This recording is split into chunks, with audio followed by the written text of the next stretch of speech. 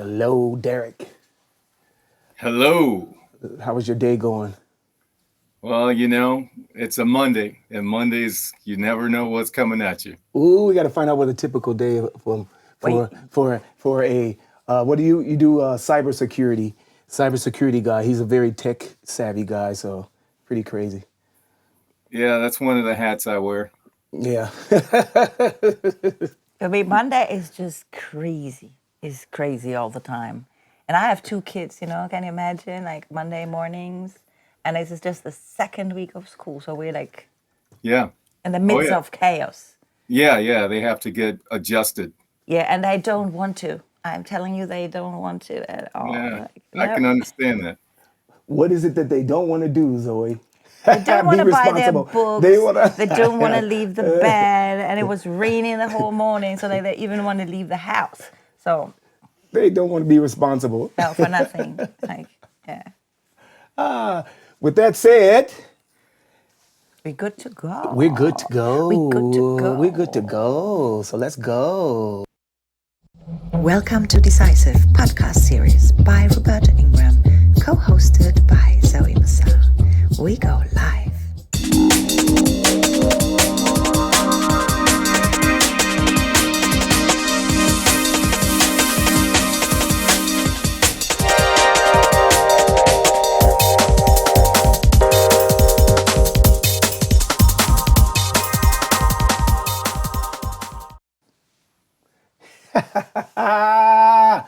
Hello, everybody. Welcome back to the Decisive Podcast Series. This is episode 112, and we are so excited to be in the midst of Detroit.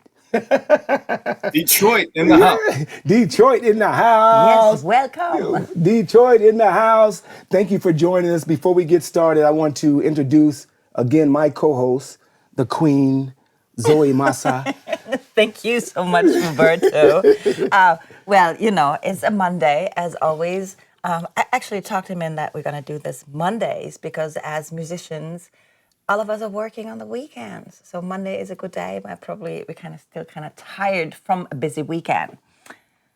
In Was my your- case, yes. Was your weekend busy? Were you out there on the road, Derrick?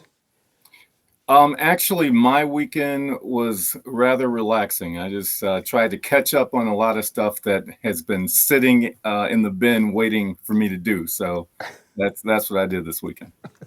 Well, we're gonna welcome back Mr. Derrick Thompson. He's been around with us, I guess, since COVID. I suppose so. Yeah.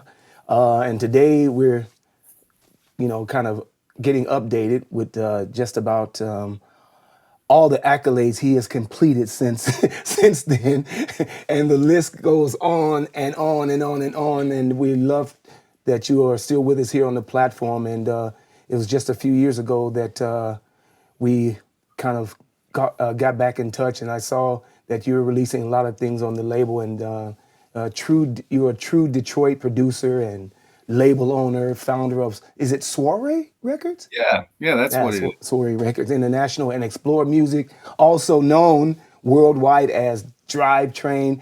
What is Drivetrain? What you driving trains, Mr. Thompson? Welcome to the Decisive Podcast Series. Yeah, thanks, Roberto. Roberto, it's good to be here. Thank you, man. Thank you so much for taking the time with us. Tell us what Drivetrain means. Well, the actual word is like part of an automobile, right? It's like the motor that keeps the car moving. That's true. Right. That's true. Right. And so, I'm always on the go. I'm like the Energizer Bunny, It's You didn't know that, Zoe, did you? No, A drivetrain. I A didn't. drivetrain is a part of a car that turns I it didn't. makes the wheels turn. Yeah. So I keep the wheels turning here. So I'm not sure that that's where the name originated for me, but it sounds good. So let's just go with that. So we do Drivetrain or Derrick Thompson? You can call me Derrick Train, or you Derrick can call me Drivetrain, whatever suits you. What do you prefer? Derrick Train. I like it, kind of. I like the double. double tap, the double tap. No, but I like that Derrick Train is something that is good to say. Okay. Yeah. It sounds very well. Yeah. Those of you that are listening, we really appreciate you being here. So this is kind of a call to action, and we want you to please be sure to tell some friends to subscribe. We're trying to hit this 500 subscription mark. Yes, we want the 500. So please, everybody, sign up for Decisive Podcast Series on YouTube. Make sure it's not so difficult. You just subscribe. Yeah, and because what we try to do here is we try to capture the essence of what artistry and creativity as a whole is, instead of kind of just a nitpicking, and the struggles and the challenges and each creative has their own type of struggle and own type of journey, and some of those also means not getting paid.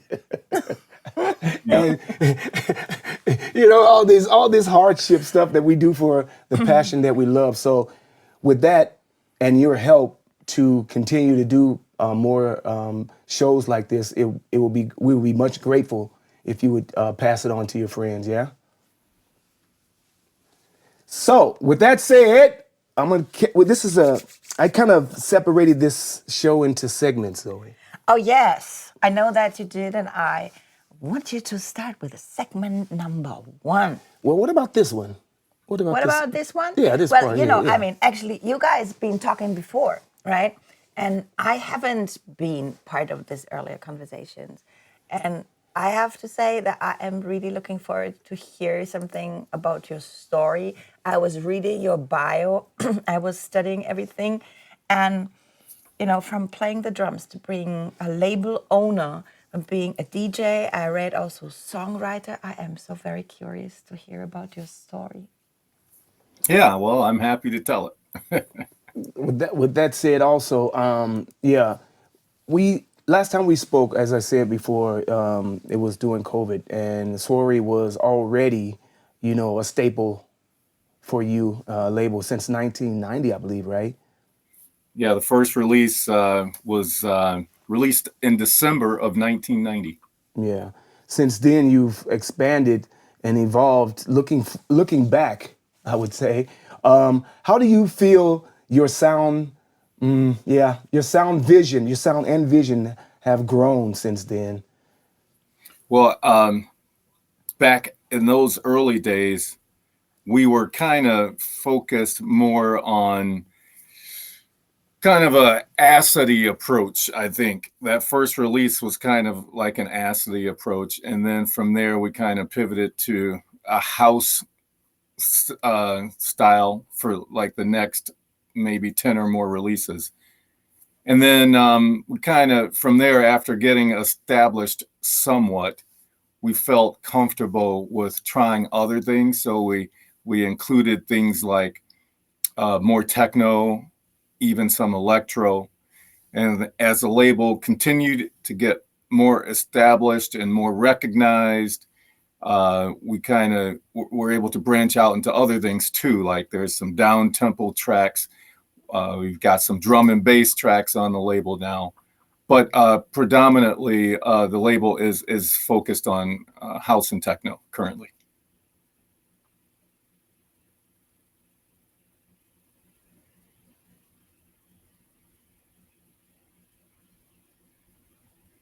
Like you think, I want to take it further.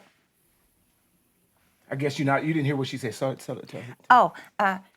to me, it just really sounds like there's a huge variety inside of your label. There's like possibilities to even grow. Is there a vision? Could you say like, okay, I'm really seeing the future of the label going in this and that direction musically? I'm very comfortable with where the label is now. Again, it's predominantly focused on house and techno. But we also do other things, like I said, drum and bass occasionally. There's some electro, some down tempo, some experimental. I think for me, the label at this point is more of a vibe as opposed to focusing on a specific direction. There's a certain sound that I'm looking for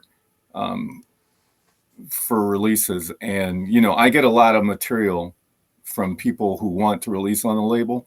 And a lot of the material is really good, but it does not fit within the scheme of what I've built the label to be. So rather than stick to names and genres, I just like to describe what's going on as more of a vibe or a feeling. Oh, I like that. I really like that because it makes it very unique and strong in the message as well. Yeah, and he's kind of you started the label from the ground up, so I mean, you learned so much as you continue to move on, and then to our listeners who don't know. Let's talk about the listeners who don't know. Can you share how you first was drawn into the music culture and the scene in Detroit? Well, if you want to really get back to the beginning, when I was just a little kid, I had a couple of uncles that were singers and played guitar and things like that. So I was kind of fascinated by what they were doing. And then when I was a little bit older, my older brother bought a bass guitar. So I started playing that. Even before that, I had started playing drums in grade school. And from the time that I started playing that bass guitar, I got really good at it. And then I just wanted to venture out into more things. And then I started playing the 6-string electric guitar. And from there, I just kind of wanted to be able to compose and bring everything together. The rhythm section with the bass and, the melodies. And so I got off into sequencing and keyboards and stuff like that. And before you knew it, I was producing tracks. And also around that time, it was like at the time right after I got out of high school, my older brother was DJing in clubs. And so, I took an interest in that. And so I kind of followed in his footsteps and started DJing as well. And so the whole thing just kind of snowballed from there. It just kind of built up from those humble beginnings to what it is today. So do you still play just for fun for yourself? Do you still pick up the bass and play? What I love about the story, I'm a musician, right? So for me, this is a real musician story. You started influenced by family, and then you pick up an instrument and you learn it, and from there, you took it from there. Do you still play just for yourself because you like making music? Well, as you can see just behind me, there's a 6-string guitar. I play every day. I play guitar. Love to hear that. That's the kind of thing that I really like. I love to hear that. Because I got to keep my chops, but yes. I also yes. I also play in 3 bands right now regularly. Oh wow. I'll share you some video later, but yeah. So I'm also very awesome. active in the live music scene as well. I love that. That's amazing. I didn't know that. Can you elaborate a little bit more on that? Yeah. That's one important. One of the bands that I play in,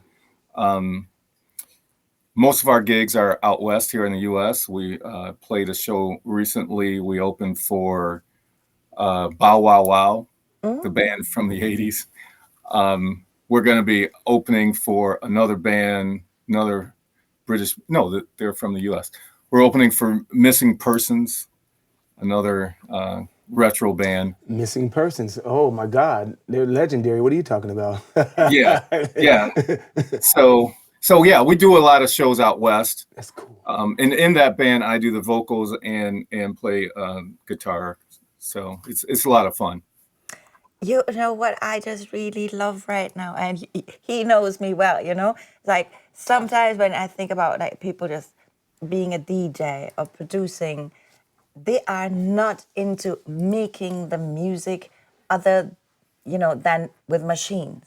And I love to hear someone is playing an instrument and actually, has a lot of fun playing, because I see it in your face. Even you have those big shades on, I can see it in your face that you love it.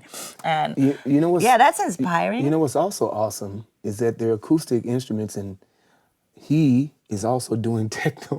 Yes. So we talked about that earlier. Yes, we've been speaking about this before, and it just, and you can hear that in the compositions as well. Well, yeah, and some of the tracks that I've released on the label, I'm playing guitar. There's one track that I released let's see, it was a track called "It'll Never Be the Same." There's two mixes of that track. One mix is entirely a bass solo. Oh, So wow. go back and listen to that. How long is it?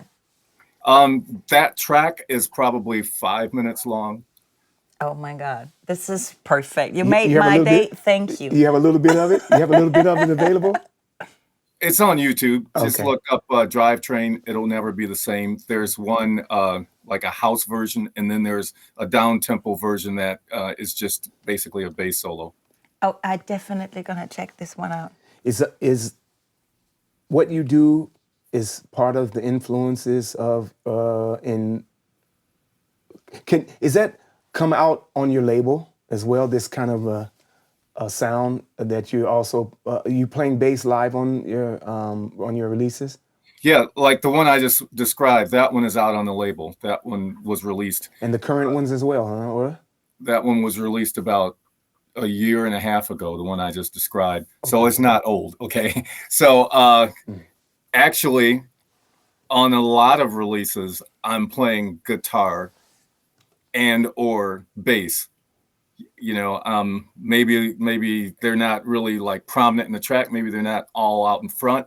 But if you listen closely, you can hear it in a lot of my releases. let's talk about strengthening Soiree Records. Soiree Records has been independent independent, right? Since 1990. That's hard. From Yeah, the it beginning. is. Independent. What has kept the label strong for so many years? Well, I think as we were talking before we actually went on the air, this is more or less a labor of love. Okay, so I don't really expect to get rich from this or to become famous or anything like that. I just do it because I love it, and I think because of that, I'm not held down to any type of expectations or I'm my own boss, pretty much, to say it simply. I'm my own boss, so I can do what I want. And when I'm doing what I want to do, I can enjoy it. And as long as I'm enjoying it, then it's not a problem. I hear you. This is a real independent artist story. And this is powerful because what you just said is so encouraging for other people because you're speaking with a lot of passion and what you said, you're doing what you love. Exactly. And not for the money. You know, you have to say that it's not only for the money. It's not to get famous or whatever. It's No. like really because you love doing that. And I think this is so very important because what I experience in the scene and musicians I meet, artists I meet, they get so frustrated when they don't make it or what they call make it, you know, and they're losing kind of the feel for their own music, for the thing, for the reason why they started out first. And I find it extraordinary that you still have that and it shines around you. You know, it's really is something that I can feel that. Yeah. What are some of the struggles with that love? You know what I mean? I feel the same way like you. I feel the same way. I love what I'm doing with this Decisive, and I'm not getting paid for it, but it's something I love. And to have conversations like this with you, what's so important for me for the show is that we get down to the real nitty gritty because it's not that easy, you know. Loving Right. to do this and get by day and year by year, you know. What keeps you driven? You know what I mean? Well, What besides the love? I mean, helping people satisfaction of the, you know, there's more to it than just the love, right? you know, that kind of reminds me of a discussion I was having not too long ago about art. Music is a form of art, just like painting or photography. Those are all forms of art. And I was having a discussion with somebody who was saying, I mean, there's a new Madonna album coming out. And someone was asking, well, why is she still making music? I mean, she's old, so, or she's in her 70s or whatever. I don't know, however old she is. Oh boy. And the answer is very simple, because she loves making art. That's what she is. She's an artist. It's in her soul. It's what she was. It's what she's here for, right? That's her calling. So for me, I feel the same way. I'm having fun. Now there's a lot of things on the side that sometimes make it not so fun when other people get involved, and sometimes you get cheated out of money and things like that. There's a lot of things that go with it.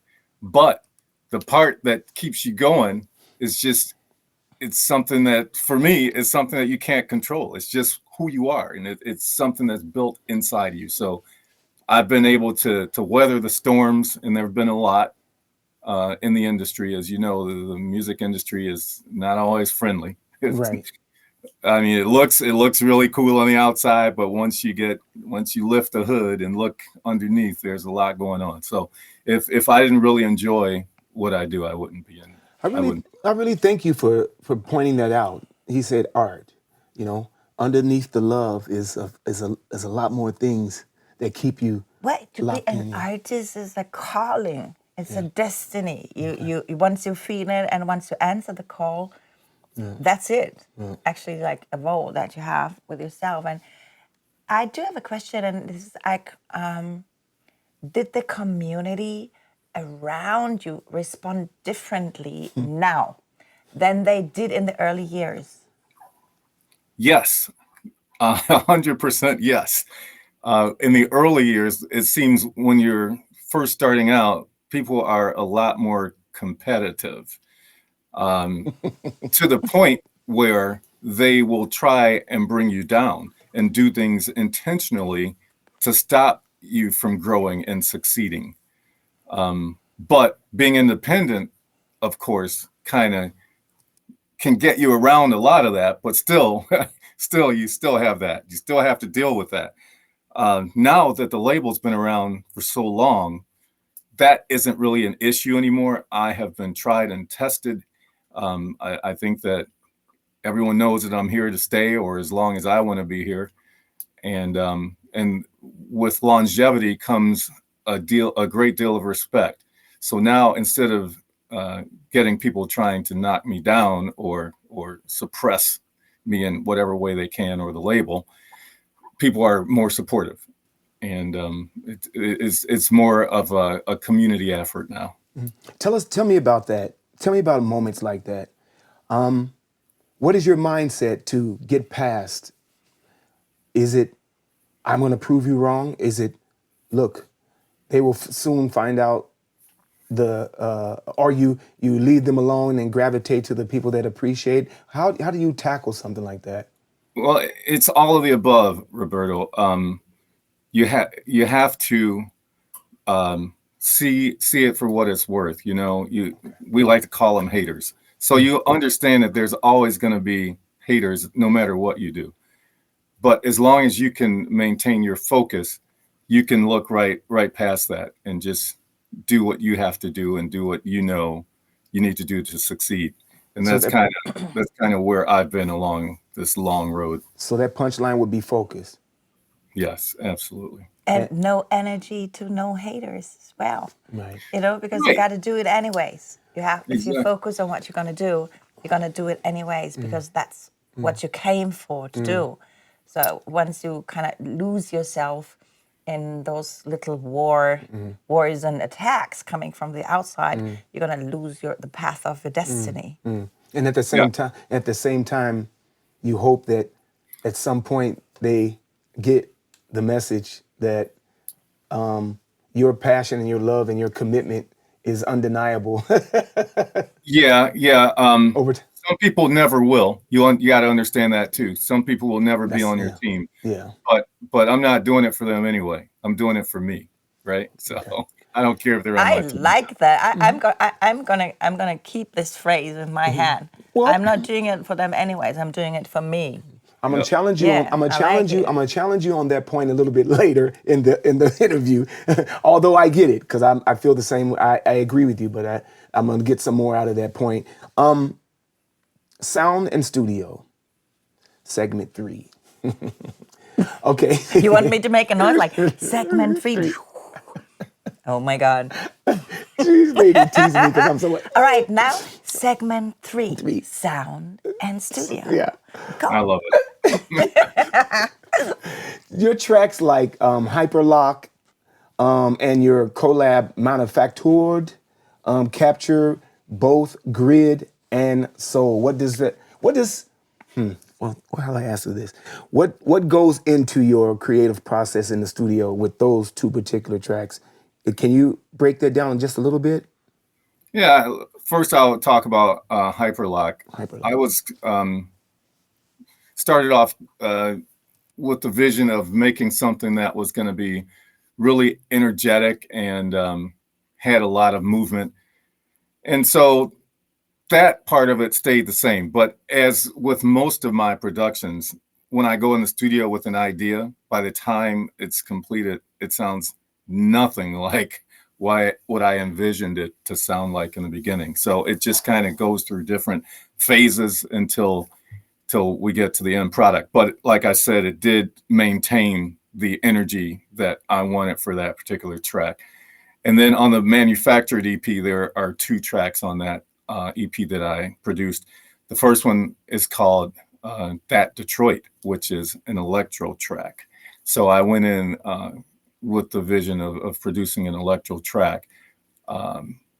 But again, by the time that track was finished, it did not sound like I initially intended it to sound. But I was very, very pleased with the finished product. Okay. Very pleased. And it was very well received. That track gets a lot of play. And I think it came out late last year or maybe even early this year. And it's gotten a lot of play.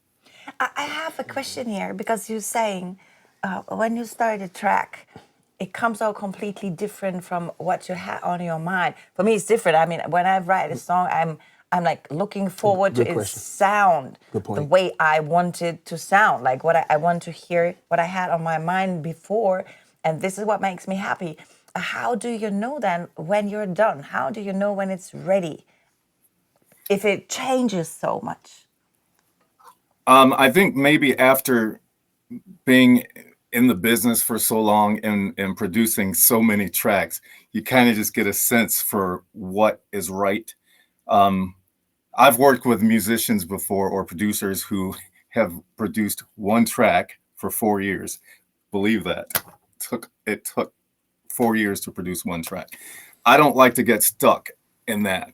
And especially at this point, after being a DJ for so long, after producing hundreds of tracks, you kind of just know when you hit that sweet spot, when you got that magic, and that's kind of how I know.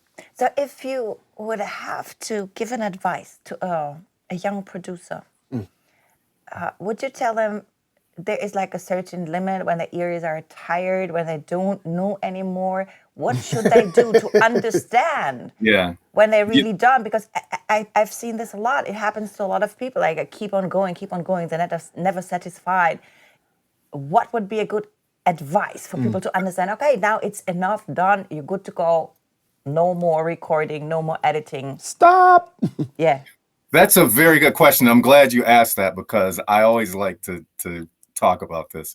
When I was making tracks, let's say 20 years ago, 25 years ago, I could produce several tracks in one night. Okay. I mean, I could be up until all hours of the night in the studio making tracks and finish 3 or 4 tracks. Now I don't produce that way anymore. Now I'm working on a remix right now for an Italian label. And I've been working on this track for so far 3 weeks. The reason it's taking me longer is because I'll start working on it and then I'll get to a point where I'm like, okay, I'm going to stop now because I don't feel that this session is still being productive. So I need to get away from it and then go back with fresh ears. So that's kind of how I produce tracks now. I'll start and then get to a point where I feel, well, I think I'm kind of losing the vibe now. So this Italian track that I'm doing, I know that point. Yeah. This Italian label that I'm working on, I just do 1 session a week, and for like 2 or 3 hours maybe, and then I say, okay, I'm done. And then the next week I'll come back with fresh ears, and it just, to me, the way that workflow is for me, it just seems like the right workflow for me at this time. But that doesn't mean that I can only work on one track at a time. I can do that. I can use that same workflow for 2, 3, or 4 tracks at the same time. So after I'm done working on that Italian track, then maybe I might bounce over and start working on another one. So that's what works for me. Not just trying to get it all done at the same time, but to spread it out and come back with fresh ears. So over the years of experience, you made it to another plateau of how to back away, refresh, and come back. I feel the same way. I have so many. Yeah. I have so many I do, and it's the same. I feel the same way about it. Yeah, but you have to understand too that everyone is different. I'm not saying that my way works for everybody. Maybe some people can go in and knock it all out in the same session, but for me, I'm finding more success when I can spread it out. Okay, that's okay too, huh? That's why he's been doing it since 1990. Right. He's found his path. I've been listening so carefully and being quiet because I find it very interesting. I mean, when I'm writing songs, I'm like writing my own music and writing for other people as well. And what you just said, that even if you're working on 3 or 4 hours on one thing and your ears are tired for this, it does not actually mean that you could not just keep on working on something completely different. Exactly. And it's fascinating because we say, like musicians always say, the ears get tired. They just get tired of one thing, Yeah. They just get tired of one thing. And I think this is important if we would talk to someone and give an advice saying, well, maybe you've been focusing on one thing, maybe just shift perspective. Yep. I find it for myself very productive when I just like working on like 5 things at the same time, because my day is long. I start super early, so I would be working on one thing in the morning from 5 o'clock and then, like this. So yeah, a lot of different things. I like that. Yeah, and everyone has their own, workflow. But again, for me, that's what works for me right now. Thank you for clarifying that. So producers, here's another way of looking at it. Segment 4. Oh, let me do this again. Can I do this again, Okay, please? Segment 4, expanding with Explore music. Oh, man. I wish I had something that make a sound like this. It would be so nice. Well, you could get Roberto to beatbox for you. How about that? Segment 4, expanding with Explore music. I love it. You launched Explore Music, right, as a techno imprint alongside Soiree. Right. What was the reason for creating it, and how do you separate the two entities? Well, back when I launched Explore, I was under the belief that a label could be more successful if it just focused on one style of music. And so at that time, I thought I was just going to do house music on Soiree and then do techno music on Explore. Back then, vinyl was basically the format that was being used. I think maybe digital was just starting to increase in popularity. So Explore was actually, back then, I think both labels were vinyl only. And it just Explore got to be a very huge undertaking for me to manage the way that it needed to be managed. So I think we got up to maybe 10 releases on Explore, and they did very well. They were well received. A lot of people were playing the records, and they were distributed around the world, but it was just too much. And I decided it's better to run one label efficiently than to try to run 2 and not so efficiently. Well, So I understand that. It's like, again, coming back to the focus. yes, It seems like this is one thing that is like an essential that I'm getting here, like to really be focused. Makes also a success story. What do you think, Roberto? Because, that's a real quality, especially for artists. You need to be able to focus, meaning like you focus on the workflow, you focus on the best outcome, you focus on having not two but one, or in the main time just like really focusing on one to like make it really grow. I also think can it be like you said, open-minded and being able to, once you explore one type of sound, you kind of find more about yourself as you're creating, and you kind of like I got a lot of influence. I was starting off playing hip hop and R&B, then it went to house, then it went to techno, then it went to drum and bass.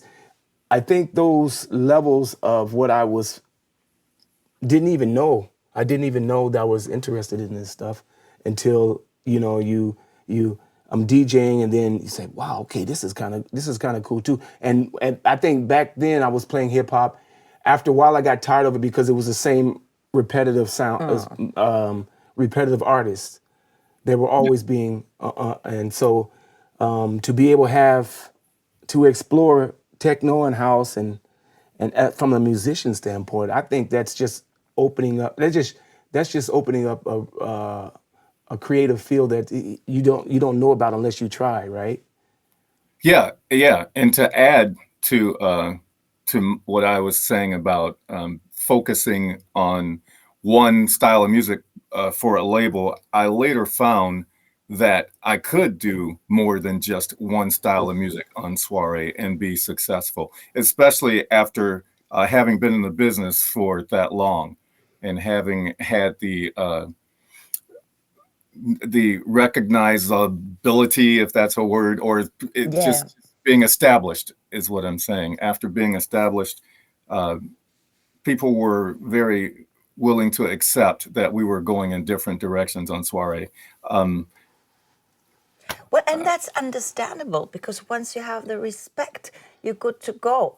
People would say, okay, well, we like them already. We know they have a style, a certain vibe that we are vibing with. So they're opening up a new spectrum for us. So let's try, let's check it out, let's follow. And I think this comes with respect and with time. Yeah, it proved to be a very good decision. And I think that for me, being as busy as I am, running one label is more than enough. I know. Plus his regular job, and plus playing instruments in a band. So. But playing instruments ain't work. That's just fun. That is like. Yeah, but I'm just. No, that's art. I'm just saying that. I know. Well, that brings up another good point. Playing instruments, playing a musical instrument. For me to be better, to improve in my ability to play, I have to have an open mind to music. I don't just play one style of music. I listen to everything from classical to country to metal, R&B. I mean, you name it, I play it all, because having that mindset, it opens you up as far as your creativity, because you got these influences coming from so many different directions. You can create things that in your mind goes places that it may not have gone if you were just focused on one thing. So if I need a good reggae bass line, would you be able to? Yeah, all right. I got you. I'm gonna come back to you then. But I have to say, I started out with I studied classical piano. I've been at conservatory, studied classical piano, play the flute, and I also play drums. Actually, do you know that I'm playing the drums? I'm not such a bad drummer, actually. And then I studied jazz, and now I make reggae music. So she can do anything. Oh, sounds like you it. should see her when she's playing piano. But I never go like this. Yeah, Right, we got to get together and jam. Yeah, she gone. Yeah. She gone. And when it comes out, it goes. So It's smooth. not. It's so lovely. Oh, yeah. I love it. Yeah, I'd love to hear Don't some. worry. I love it. I got you. Yeah. Segment Number 5. Community and mentorship. Detroit always been about community, right? Or am I wrong about this? Okay. Yeah. Who are the artists you've been proud of to lift up, shall I say, and collaborate with in recent years? in recent years, or throughout the years? yeah, many. I'll name some that I've collaborated with that have gone on to become pretty pretty famous, I guess. Well, Scott Grooves made some of his first recordings with me on Soiree. Um, Minx, DJ Minx, who has really risen in popularity in the last couple of years, she's recorded in my studio and released on Soiree. Theo Parrish has. Um, Norm Talley has. I'm working with some others right now. I've recently done a collaboration with, you mentioned the manufactured EP with Antoine's. He DJ'd or he produced under the name Twan's. Maybe people know him by that name, but he's also pretty well known. So a lot of the more recent Soiree releases have been collaborations with featuring 4 different artists. So if and these artists are from all over the world. There's one in particular I'll mention his name. He goes by the name Janny Ho. He's from Australia, and he's just a crazy techno producer. His tracks are just fire. I mean, there's so many. I shouldn't even name them. No, it's okay. It's okay because throughout the program we'll give props to whoever you'd like to. But Yeah. I mean, it's in general to to understand how that works and how those relationships are built. You know, and those names that you mentioned. I mean, these are people are no joke. Right. And how does that make you feel as for all the hard work you do? Is it gratifying a bit to say, hey, we gotten here? It is rewarding. It feels good to know that you've accomplished all these things. But I kind of don't focus on that because I kind of like to look forward. I don't really focus too much on what's the past, you know. So I'm thinking more in terms of what am I going to do next? Who am I going to collaborate with next? But yes, it's definitely. No, I mean, yeah, I meant what I'm trying to get at is these levels. Because some of the names you mentioned, I respect for years, man. And it's like, and they're Right. also still grinding. Yeah. Yeah. There's a few more Detroiters here that I'm currently working with. I'm not going to name names, Yeah. but there will be the next release to follow, which will be in December. We've got a release coming up in a week, but then the next one is going to feature a pretty well-known Detroiter too. So, I mean, giving these people their flowers right now, you know what I mean? Giving them their flowers right now and then being appreciative is what we need in this industry, you know?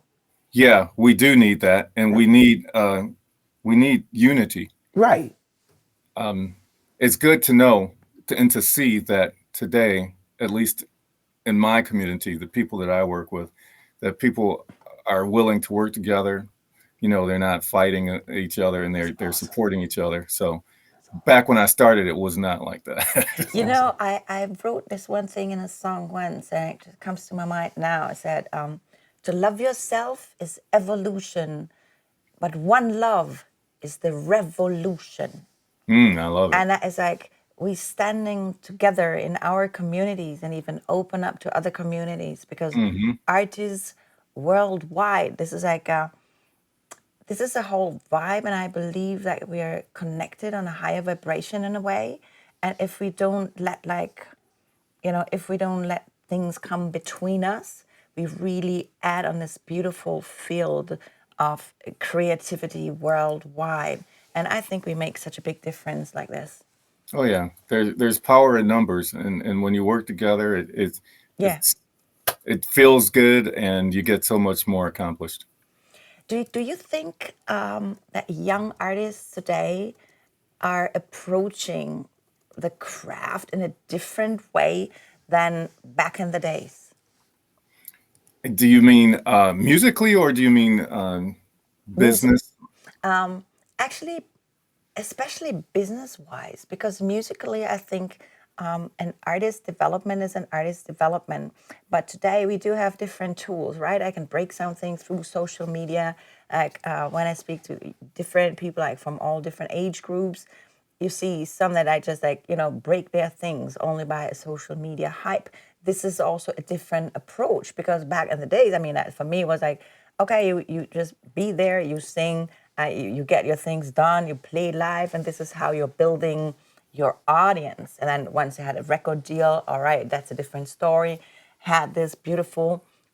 Today, it's different, and I think it really changes the approach of especially younger artists, and especially on what makes them feel successful. Right. You just hit the nail on the head again. Today, it seems social media is the determining factor of success. How many followers you have on Instagram. There's a lot of promoters and clubs that won't book a DJ unless they have X amount of Instagram. Well, Yeah. So I guess the younger generations, if they want to play in those establishments, then they need to play by those rules. Me personally, I'm not interested in that. If that's the criteria that they're looking for, then that's not for me. But I'm for me, it's more about the music and the actual talent and the integrity to the business. Young people today, to answer your question, a lot of them feel the way I do, but I think that from what I've seen, probably more of them go the other way. They're trying to win some sort of popularity contest. do you think, as with all the experience you have, and what I have too in the clubs, if this shift, this paradigm shift, meaning that a lot of times what I used to go out and my best experiences in the clubs were not hearing radio music in the clubs. It was not cameras. It was not pop music in the clubs. You're going to the clubs to get another experience. I think the music in which you are presenting on your label has taken what it's been about since Paradise Garage, all back till now. It's like hit this plateau where it's like almost like pop scene now. Everybody's a DJ. Everybody can grab a device and become a DJ. So, and cameras in the club and this kind of thing, that also is kind of a place where we are, where everyone can be a star without doing the work. That doesn't work too good in the long run. And numbers mean nothing if you can't play a guitar or bass. No, if you can't. Do you play the guitar? I don't, but I mean, I play my instruments the way I play them, but I mean, I don't beat around the bush. You can't cut corners. In the long run, you actually lose. Yeah. Integrity, shall I say. Yeah. I think that a lot of people that go into the business with that mindset, they don't stick around too long because they're not in it for the right reasons. They're not in it because it's their passion or it's part of who they are. They're in it, like I said earlier, because it's a popularity contest. So they're in it to either become famous or to make a lot of money. And generally those people are in and out of the business within 3 to 5 years.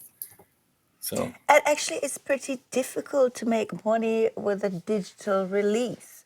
I've been thinking about this the other day because like digital platforms don't really pay artists well.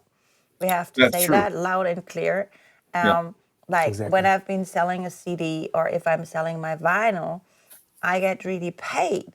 So if I would produce an album before and put it out on a vinyl and also on a CD or whatever thing, I could really make the money back to invest in a new project. Now do the same thing with a digital release of an album.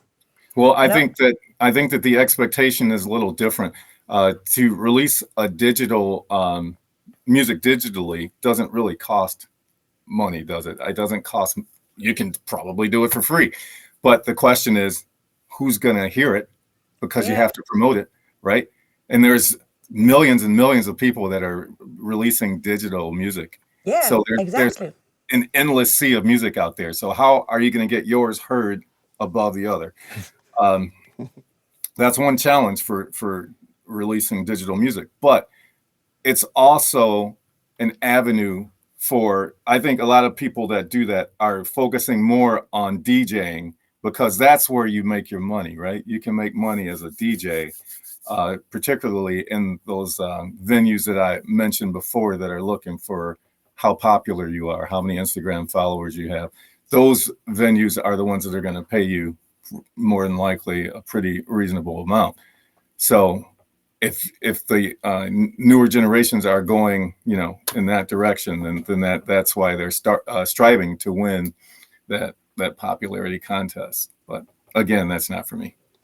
Okay, segment 6.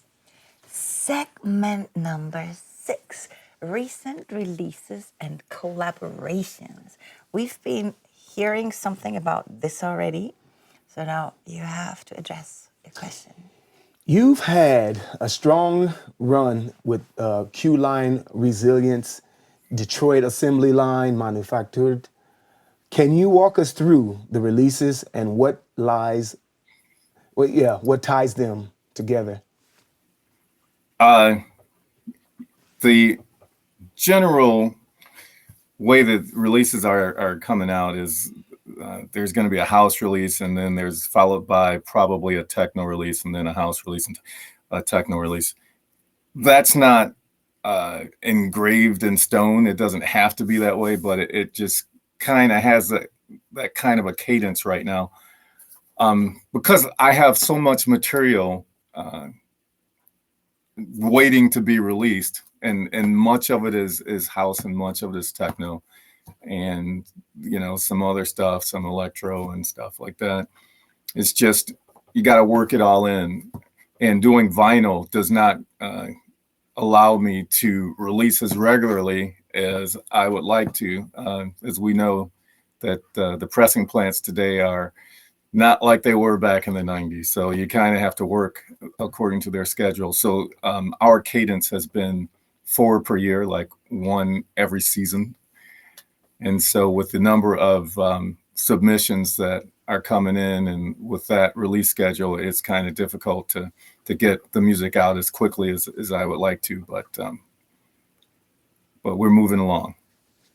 How did your collaboration with DJ Scent, Jay Garcia, Black Tony, Anton, and Marshall, what is his name? Marshall Applewhite, Yanho. How did they all come together? Wow. Like all of them in one. I mean, not all in one, but I guess Yeah. I guess my question is collaborating with people. Yeah. Yeah. And each one of them probably you have a different experience with, and Right. you Yeah. know, and you've probably known them personally or something like this, and they all bring something great to the table that you enjoy about each one of them. Now it's like, because my label is established, people know that it's going to be on vinyl, it's going to be digital, it's going to be streaming. People know all of the hard work that I put behind the label to promote it. A lot of that promotion is outsourced. So people want to be part of a winning team. They know if they are releasing on my label what the outcome is going to be.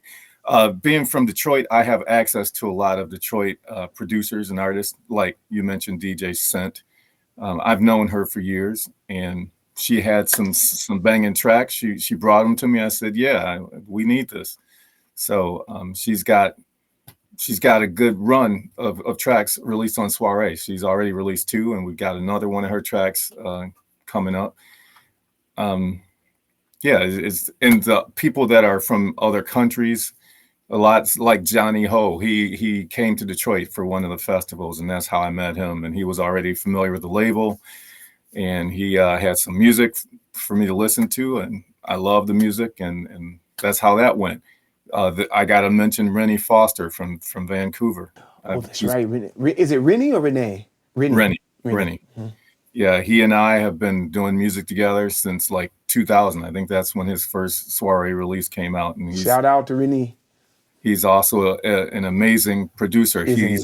He's also a Wikipedia of music. He knows so much about every style of music. Amazing. Yeah, yeah. So he knew about Soiree, and he approached me, and the rest is history. And that's kind of how it goes. Like this. Okay. But what has been like the most surprising part about working with so many different voices? Is it like sometimes you like expect something and you get something completely different, or do you really have like a vision before? Most of these people come to me with music. I rarely approach other people for tracks, although there are some that I have. And I've been pretty fortunate so far to work with people who are very cool. I haven't had any trouble with any of the artists or producers. They know what to expect from me and the label. I always deliver, and they know. I mean, I think I have a reputation for delivering, and so they know that if they sign with me, then they know what they're going to get. So it's just been a really good experience. The only thing I'll just say to that is that, again, there have been a lot of artists that have sent me tracks. A lot of these tracks are really good, but they do not fit within the framework of Soiree Records. And generally, when I have to turn down tracks, people are pretty cool. They understand, okay, yeah, it's not really what you guys are doing. But it's been, all in all, a really good experience working with all the artists. That's so beautiful, you know. Usually, you also get to hear a lot of disappointed stories. You know, when you think like, okay, I've been expecting this and that, and then people like really didn't get it across or whatever. Yeah. But also from the other side, as an artist approaching a label, knowing this is what I want, and you sitting there and saying with all confidence, they know what they're gonna get. You know, Yeah. this is also something like you're speaking as a man of his word, and as an artist, this is beautiful. You know, because this is what we all dream of, having someone we can rely on that put our music really out there the way we need it. Well, it's good business, and there have been some people who may not have been familiar with me and the way I run business. So for those people, before we do any business, I explain to them what I can do and what they can expect. And once they know that, it's up to them to decide whether or not they want to continue with the deal or not. Yeah, this was the perfect kind of move to segment number 7. Okay, business and longevity. Because that was just perfect. I had to do it. I'm sorry. It was just like, but it was there, with like lead it there. I had one more on this subject. I had one more. Go ahead. Go ahead. I was stepping in on an interview with Miles. Big shout out to Miles and MS Live and Donnell. They had Cynthia from Berlin on the podcast yesterday, and we were on this topic about getting music sent to them, and some people sending music that they thought their perception of the label was. She said she was getting a lot of piano music, house music, and she was like, "Oh, what? Why do people think that the label is only about piano music? What are you looking for actually when these releases are coming? If house music is a very big word, so in your mind, your taste, your brand, what is in a few words, what can people understand about what you're looking for?" I'm looking for piano music. No, I'm kidding. That's okay. Oktoberfest drink.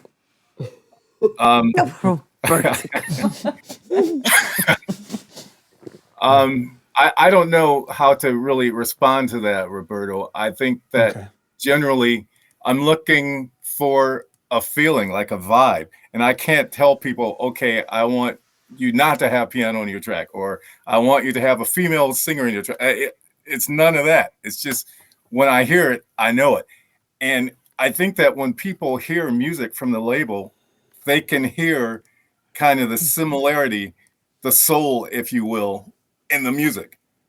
So if you listen to like any number of releases on Soiree, then you should know that it's not piano music. And, you know, you kind of know what we're shooting for, I think. I would hope so. The effort people should actually do, research well before they reach out, because it's also a wasting of time. Then you listen to something and it's like, okay, why? Yeah. I think that's a. Okay, so that what would my I Yeah. guess my point was, what is your advice to those that are sending music Me. to labels? Well, I'll speak on my label. Okay. People that are sending, or anybody else's label, I can speak on that too. If you're going to send music to a label, do your research first and make sure it's a good fit, because if it's not, you're wasting your time and you're wasting the label's time. Okay, good.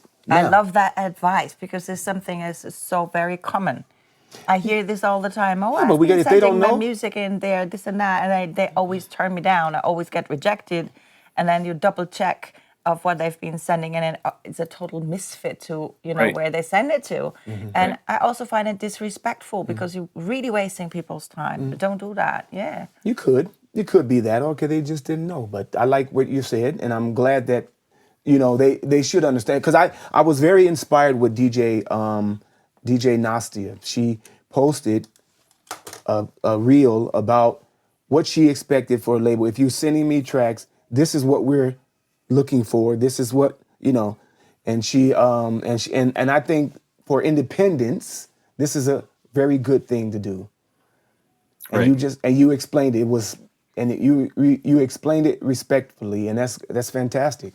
Yeah. And you guys made a good point too. It's kind of disrespectful for the label to get music from someone that's sending music that's completely contrary to what they do. Like if somebody sends me a track Rock that and sounds roll. like trance, do you think I'm gonna sign that? Yes, of course. Maybe they're open-minded, that they want to hear trance too. No, I'm just kidding. Well, for one, I don't do that music, and for two, it tells me that you know nothing about the label. And Exactly. you're gonna send me a letter and say, I love your label, check out my tracks. Well, I know right away you don't love my label. You haven't listened to anything on the label, because if you had, you wouldn't be sending me this music. Yeah, I think this is very important.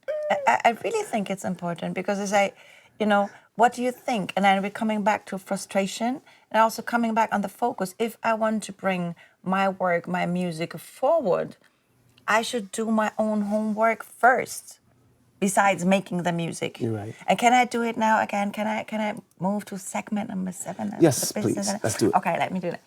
Segment number 7, business and longevity. Running vinyl label and digital label today isn't easy at all. What is the hardest business lesson you've learned in keeping an independent label alive? I guess I would have to say the importance of promotion. Because again, if you are just making tracks and putting them on Facebook and Instagram and hoping that, and maybe Bandcamp, and hoping that somebody sees it, well, that's a start, but more than likely you're not going to get the attention that you want to receive, because it's not being promoted properly. So with so much music out there, that's one of the main things that you should consider before starting a label, is how you're going to promote it. Where do you promote nowadays? Did you say how do I promote, or No, did you ask where? Because like Uh, magazines, that's kind of dead. You have online magazines, all right. So where does it actually happen besides social media? Yeah, I do some promotion myself. There's a lot of different ways to do it, but I also outsource a lot of the promotion to companies that it's their job to do that, and they do it a lot better than I can. So currently I'm working with 3 promotional agencies that push the music. And I also do an email list. I do an email distribution list on my own. And also, like you mentioned, there's social media, Instagram, Facebook, TikTok, all of that. But that's a beautiful advice for young independent artists Thank or you. That's what I want to people hear. that just want to start a label. For example, the email list. This is what everybody could do. If I have someone and like want to bring their music out there, so they get it started, they can start having that. They can start having their own newsletter. They can, they can collect the addresses of people. Yeah. They can really do that. If you want to So- release trance, this is how you do it. Yeah. Yeah. now all kind of music, everything. Yeah, It I'm with really you. works. It really works. And I It's a think good that's a great start. advice. It's like It's a good start, and it's affordable. It doesn't cost Exactly. money to do that. So you just have to be willing to do the work. and this is I find this so very important, and I'm always up for trying to help other people also get it. First, what you just said, well, you have to be willing to put in the work.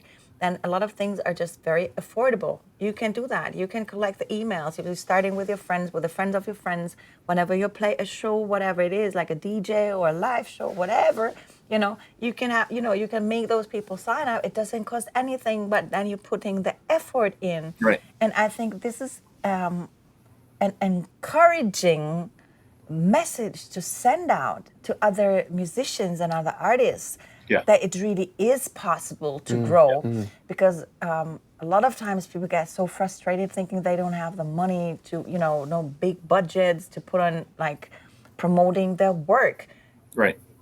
But like, it's a time that you invest also in yourself, Right. In yourself. in yourself, and you're like, yeah, everything. And segment. Oh, I can do it again. So I wish we had the music. So imagine the music going on. This We is do have it. Oh, this is just an applause. All right, this is segment 8. How many segments are there, if I may ask? Well, I think this is the last one. This is segment number 8, and looking. No, we got a few more. We're almost done here. Looking ahead. Well, I'm not rushing. I was just curious. Okay, let's- good. No, that is like. Well, I'm not telling. Okay, here we go. So, what is the next? What is next for Drivetrain So and Soiree, of course? yeah. Okay, there's a few things. As I mentioned, we have a release coming out next week, September 29th. It's called Codewise. I have a track on there, and there's a track by Black Tony. You mentioned him earlier. There's a track from a guy in the UK. He goes by the name Zika. And then there's a track from Jesus Gansev from Spain. And then after that, we've got another one coming out in December, which is, I'll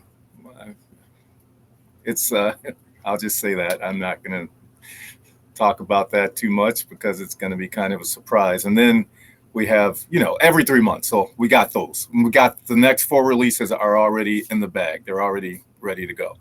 I'm also working on some stuff for other labels, which will be released this year. I'll mention one of the labels is from here in Detroit. It's Bang Tech 12. I've got an EP coming out on that label. It's going to be digital. And then I've got, like I mentioned earlier, I'm working on a remix for an Italian label. And then I'm working on another EP for another Detroit label. So I've got all those things that I'm working on in the studio right now. Also, I'm preparing for a UK European mini tour coming up November, December. Oh, you're coming to Germany as well? Actually, I will be in Germany, and let's see, I think I'm playing in Cologne December 6th, and I'm waiting to hear from a couple more promoters for other dates too. So there will be others coming up. So I hope you're coming to Munich. This will be nice because we. Oh, hey, why don't you guys set something up? All right, Roberto, this will be on your end. If you can find something, let's do it. I'm gonna be there. I'm very supportive of this, but I know you spend. Let's talk about Klaus. Klaus also brings you out, right? Klaus Bacor, right? From Cologne, yeah. Cologne. Big shout out. How's he doing? Is he okay? You guys all good? Yeah, actually, the December 6th show that I mentioned, I'm going to be playing with him in Cologne. Okay, good. Good. It's nice to. He's still going. He's still doing the radio show, right? Yeah, and he's doing his label Psycho Thrill as well. Psycho Thrill. Big shout out to him. Yeah. Well, I have one thing that I love to do, right? And Roberto lets me do it. And I always have like some very fast questions, and it goes like, I just give you a question and you answer it with this or that, right? Okay. You ready? Mm-hmm. So, number one, Detroit house or Detroit techno? I have to choose one or the other. Yes, you have to, unfortunately. Well, because I represent both. That's an Okay, unfair that is question. like skip number one. I understand. That I think that's valid. He can do that. Whatever he wants. Yeah, I think that's all right. So, and then a second, vinyl or digital? I think that vinyl is king. It always will be king for me. I think that vinyl is something tangible. It's something that people will always respect. However, when I spin usually out of town, it's digital because it's much easier to travel with a flash drive than it is with a couple of bags of records, right? And especially if you're going overseas, customs and all that, it's just Yeah. too much. Do you pick vinyls for artwork, or would you also pick it only for what is inside? I have never just bought a record because I like the cover, if that's what you're asking. Yes, you never did that?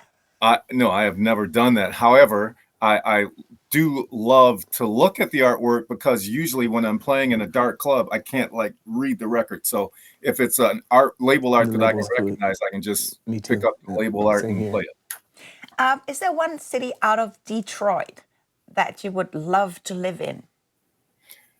There's a few. I love Vancouver in Canada. Okay. I love that city.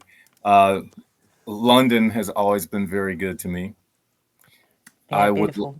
I would love to live in Tokyo, not permanently, but maybe for a couple of years. And here in the U.S., I love San Diego. Oh yeah, I've been to San Diego and I loved it. I had such a great time there. We've been playing. The reggae scene is amazing. So That's some of my favorite. That's some yeah, it was Southern good to California. me. I really Southern, like yeah. it. So one more. Coffee before the studio, or are you this like late night person drinking coffee and then go all night? I drink 2 cups a day. I drink one in the morning and I drink one at 5 o'clock religiously every day.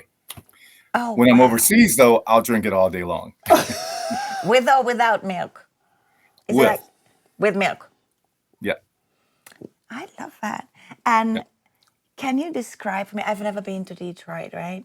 Can you describe for me the magical vibe of Detroit? Why should I go there?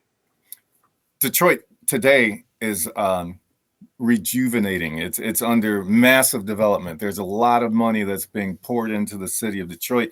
There's a lot of projects and buildings going up and just all kinds of life that's being injected into the city, festivals, all kinds of events, so much attention. Not to mention the artistic community in Detroit. It's no secret that Detroit has a musical history from Motown. Even before that, the jazz era was huge in Detroit. And then techno, of course. So there's so much history here. There's so many different artistic communities, not only in music, but also in all forms of art, like graffiti and painting, you name it. I don't know what kind of rap Detroit is getting over there today. I remember the last time I was, well, not the last time, but a few years ago when I was in Germany, there was this documentary that was being shown on TV of Detroit. They had all these blown out buildings that looked like a war zone. Detroit is nothing like that. Thank you so much for the clarity. And from your standpoint, that's wonderful to hear that. Well, Because every city has its bad neighborhoods, right? Yeah, of course. So I'm not glossing over that. There are some bad parts, but the good parts are what we really need to focus on because it's just more and more of that. Is that really exciting and refreshing for you? It is exciting. The downtown area of Detroit now is so alive. There's all kinds of clubs and restaurants and shops, and it's just so vibrant that right now would be a very good time for you to visit. Thank you so much, for introducing your city and also for giving me hope in a way that is possible to kind of make it. I think you've been really putting out a lot of very good insights, not Yeah. only as a label owner, but also someone like an artist that is truly passionate about the work. And Yeah. you're still standing strong. And I have one more thing that I would like to ask you, and this is if you see yourself in 5 years, could you give yourself, and you would have to give yourself an advice to yourself today, what would it be? Trying to understand the question. Okay. Your future self, What would giving I tell? yourself an advice for today, like don't drink Oh, so much coffee, or no. Um, that's. I can't think of anything. Just to invest wisely. How's that? Invest wisely financially, which I think I have done. But beyond that, I don't know. I don't know what to say. You but got this me. is very good. It's very good that you said that. Because tomorrow he'll, because yeah, yeah. Invest in a good way. You know Yeah. why? Because when you think about your future self would tell you this, to not be lazy about this today. For other things would always be like, if someone asked me today about the same question, I'd be like, focus on your health. Focus on your health, because it's what you Yeah. will need it. And it's so Yeah. important to have Right. good health. Yes. All those Yes. kind of things. And I think Yeah. Yeah. Well, health has always been like something I've been very concerned about and interested in, even, back when I was a child. So that is something I'm not really worried about, because I've always taken care of that. One thing though, back to the Detroit subject. Here's a shameless promo. There's a track I've got on YouTube. It's called "Music Got Me." Music got me. Right. Check it out. Drivetrain, Music Got Me. And the video just takes you all over Detroit, and you can see different parts of Detroit. So this is going to be my treat tonight. check that out. I'm looking forward to this, really. Thank you so much. I've learned a lot.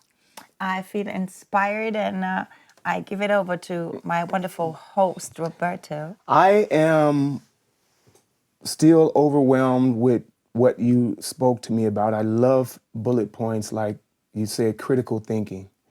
When we in the world are going through so much, you are able to focus on the good and appreciate and see a great future and challenges. You call it resilience Mm-hmm. and critical thinking. Mm-hmm. Can you leave us with encouraging thoughts on what you meant, what resilience mean to you and critical thinking? I'll leave you with this thought of encouragement, one that I shared with somebody very close to me just the other day. With all of the negativity and all the hate in the world today, on social media, in the news, everywhere you go, you're seeing just things that are bringing us all down and depressing. So I said to my friend the other day, what we need to do first to make the world a better place is to focus on ourselves. Focus on your own interpersonal skills. Just try and make yourself a better person, and don't worry so much about what this person thinks or what this person is doing. They have their life to live. You can't control that. You can control you. So just think about that and just try and be the best you that you can be. Wow. I love that. Thank you so much. Amazing, amazing, amazing. Thank you so much for being here. It's been a wonderful show, and I hope that you will come back again with some more great news. I will do a lot to follow up on my support for the label, because I didn't get a chance to tell you how much I appreciate you sending me promos. And I'm also loving the vinyl, as you can see, and and I'm shifting through a lot. So I'm hoping that I can get some releases from you. I will end up supporting the label vinyl wise. I'm already getting the MP3s and stuff, so that's okay. But with that said, we really, really appreciate you taking the time, and I hope that you can continue on through this 1990 till 2025 and on and on. And I'm looking forward to what you have in store for the world. And thank you again for taking the time. I really appreciate it so much. Thank you both. I enjoyed it and look forward to doing it again.